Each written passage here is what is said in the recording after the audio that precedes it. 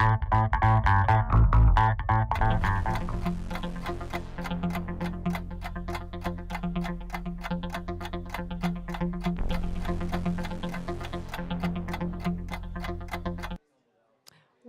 to IMCAS TV, 10 Minutes with Dr. Stephen Diane and Dr. Renato Saltz. Welcome.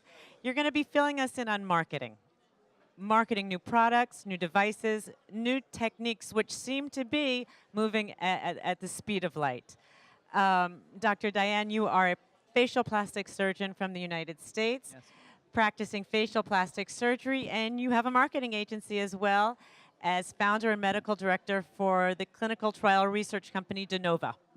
And Dr. Saltz, you are a past president of the American Society for Aesthetic Plastic Surgery, also known as ASAPS. So let's start. The first question is, what have you both felt to be the best marketing tools in your field?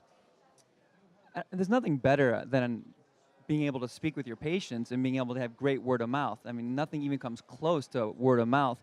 Today, word of mouth is now on the internet quite a bit when we have reviews that go online and peer-to-peer speaking back and forth. But still, nothing comes as close as good word of mouth. Good word of mouth. Dr. Saltz? I agree with Steve, and first of all, it's a pleasure being here, Pamela. Thank you. For the invitation. Thank It's you. been a terrific meeting. This is a good friend of mine, and I learn a lot from him. I think the best marketing tool is still yourself as a surgeon, and we both had terrific training.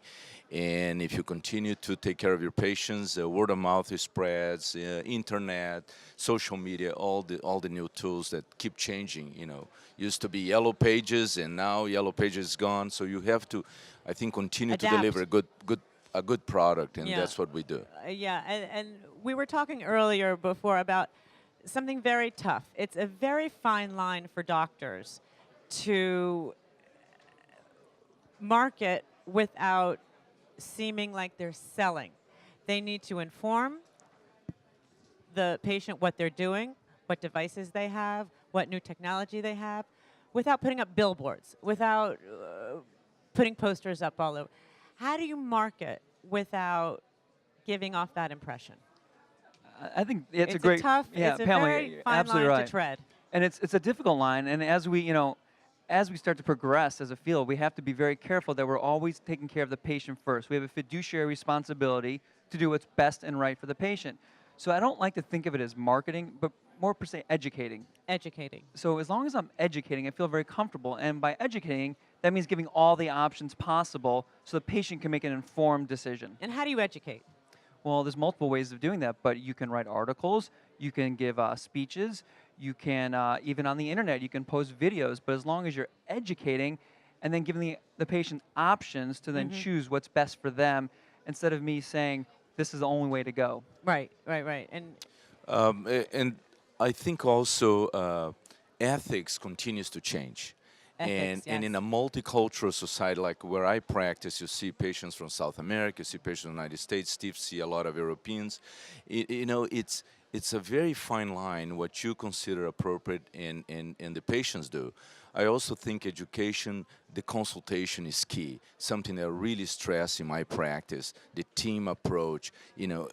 This is the time we have 1-2 hours to educate this patient. They came to us because they heard about all the great things we do. Now is the time to focus on that individual and try to explain, educate, and so then there's a ultimately real conversation, a real dialogue. and an between- exchange of patients have changed. Patients are very knowledgeable today. Yes. Patients know what he's doing in Chicago. Patients know what they're doing here in Paris. So it's not like one direction anymore. It's really a two-way street when you discuss options with them. And patients have options and have other doctors that can be going to see. Patients You can know, go anywhere They can these go days. anywhere. But I think also along those lines, and Renato, I bet you'd agree with me on this, is your staff has also got to be in line Yeah. with you on that, because you want to make sure that they're educating as well and they're not selling some story that you don't agree with or believe in. So that's a So very how do you important. how do you optimize that? How do you optimize your staff with these new social media tools? Weekly meetings. We do weekly meetings. Absolutely. It's exhausting. They go to the meetings. I'm here. They are in another meeting in the United States. They need to know more about Renato and Steve Diane than I do, Right. because they are the ones selling us. Yeah, they're your, as we say in French, vitrine. You're the window. They're the window. and it's constant education with them. I'm always doing education for my staff, and weekly meetings is absolutely imperative. I agree with that. I'll give them online quizzes and communication. I'll make them sit through courses that I'll teach, in services, so to speak, where we'll go over these different procedures and products and make sure that they're well educated, because it's really important. Yeah, so it's an integral part of your office. They're not just working for you; they're working with you, and it's a team effort. In today's world of aesthetic surgery, aesthetic practice, if you don't focus, if you don't have a team approach, you're done. You're done. It's Absolutely totally agree. different. The concept has changed. And I want to go back to the internet and social media. We can't ignore it. So, how do you optimize that? We, after many years of questioning ourselves, we finally hire a marketing director who's been Yeah. there for 2 years. She's blogging, she's talking to the patients. We have 3 patient coordinators. They're very savvy in social media. So it's So it's a full-time, it's a full-time. ongoing, It's constant. not Renato dealing with the website right. and criticizing certain details. It's really professional people doing that. And Steve mastered that. He really taught us how to do it. Well, I don't know if I wouldn't say that, but about 7 years ago, I brought in a marketing manager, and I thought that was pretty forward-thinking. Unheard of for a doctor. Yeah, and now it's not as uncommon. But about 2 years ago, I actually brought on a full-time social media person because I was getting lost. I'm becoming a generation older than Right. those social media folks. So she'll do Twittering, and she'll update our blog site, and it's been very effective with us to drive traffic to our website because the criteria are always changing on what gets you high rankings. I can't keep on top of that, nor do I understand it that Right, well. and has that obviously has an impact on your practice. Have you seen Immediately. Immediately. Traditionally, our kind of practices were just word of mouth. Today is word of mouth, and right next to it is internet, the referral sources. So that's huge. So if you don't really optimize social media, your website, you're really losing a lot of patients, especially the younger patients, new generation. Yeah. Because unfortunately today, the best product doesn't always win. When it comes to medicine, someone can go on the internet and they can make themselves out to be the world's expert, and that gets out there, and patients people will read believe it. Yeah, so you have to be great, but on top of that, you have to have good marketing, or else You you're have gonna. to be really savvy. Yeah, but when I was coming through, we were always taught just be a good surgeon, be great at what you do, and people will come to you. I don't know if that's so Not true enough. anymore. Not enough. I have another question before we say goodbye. But whose role is it to market the new devices that you have or new techniques that you have? Is it the lab's responsibility? Is it your responsibility? Is it the research facility's responsibility? Or is it a combination of everybody and you work, again, as a team? I think, first of all, you need to make sure the science is there. I'm very serious about it, and so is my colleague.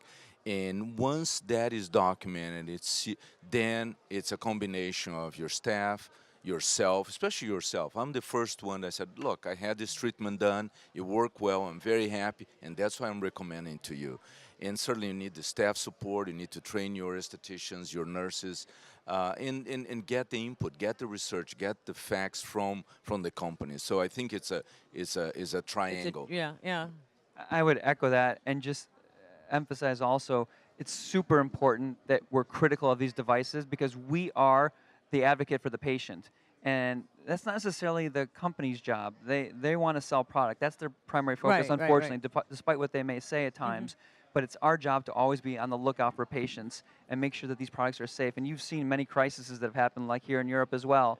And it's our job to make sure that doesn't happen to our patients. They trust us, and that's a huge responsibility that we're bestowed upon us, and I think we have to live up to it. Yeah, and now is it more acceptable in certain parts of the world to advertise, to use these marketing tools? I know in the United States, you can advertise as a doctor, you can put your poster, you can put a billboard, you can do. France, you cannot. You cannot. So different countries have different regulations. Is in the United States, is it the same? Is it do you have certain regulations in the state about Actually, marketing? regulations in the United States vary from state to state. I can do some things in Utah that Steve cannot do in his state. I think it's still the best marketing. I was thinking about equipment and technology.